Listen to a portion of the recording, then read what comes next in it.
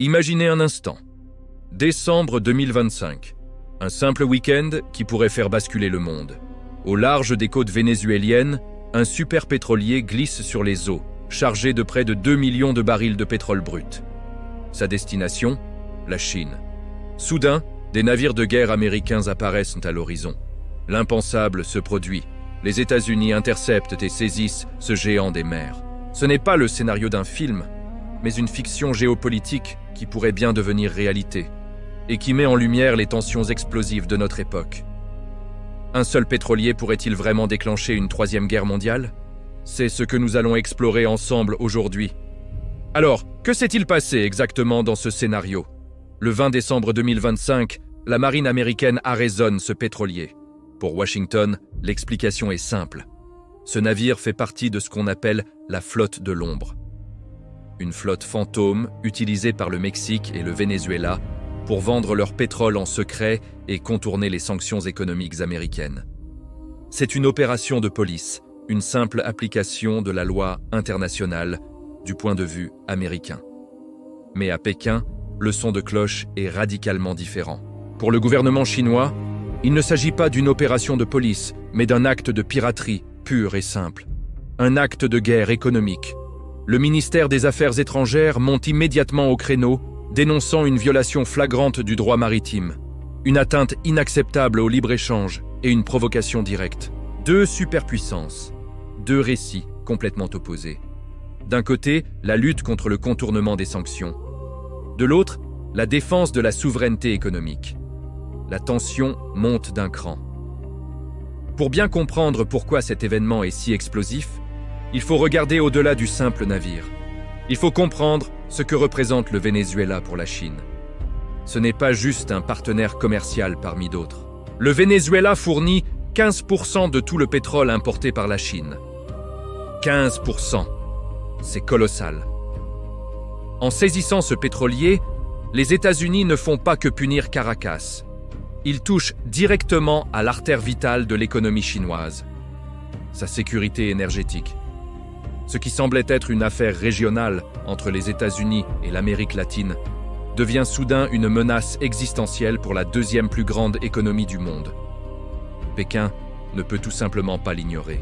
Face à cette menace, qui pourrait se transformer en un blocus naval total, les alliances se solidifient à une vitesse vertigineuse. Un bloc de résistance se forme. Immédiatement, la Chine et la Russie annoncent publiquement leur soutien indéfectible au Venezuela, tant sur le plan diplomatique que stratégique. On ne se demande plus si la Chine va réagir, mais comment et avec quelle intensité. Les lignes de fracture mondiale, déjà bien visibles, se transforment en véritables gouffres. D'un côté, les États-Unis et leurs alliés. De l'autre, un axe Pékin-Moscou-Caracas, prêt à défendre ses intérêts coûte que coûte. Le jeu d'échecs planétaire vient de passer au niveau supérieur.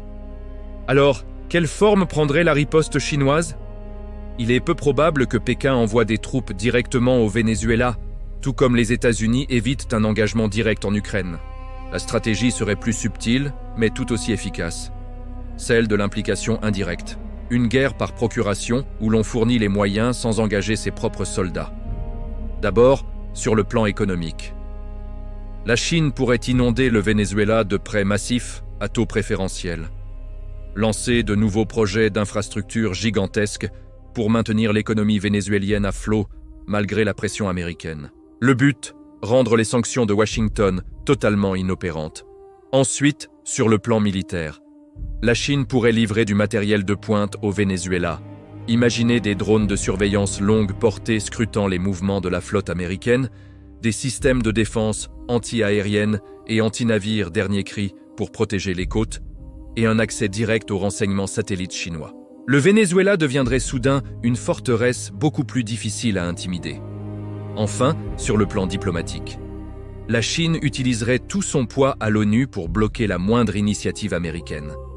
Elle mobiliserait également le bloc des BRICS, qui représente une part croissante de l'économie mondiale, pour dénoncer ce qu'elle qualifierait d'hégémonie américaine et de violation du droit international. L'objectif est clair: isoler Washington sur la scène mondiale et créer un front uni contre ses actions. La question brûlante est donc, Est-ce que tout cela nous mène vers une guerre mondiale? Une confrontation militaire directe entre la Chine et les États-Unis reste, heureusement, peu probable. Pourquoi? D'abord, à cause de la dissuasion nucléaire.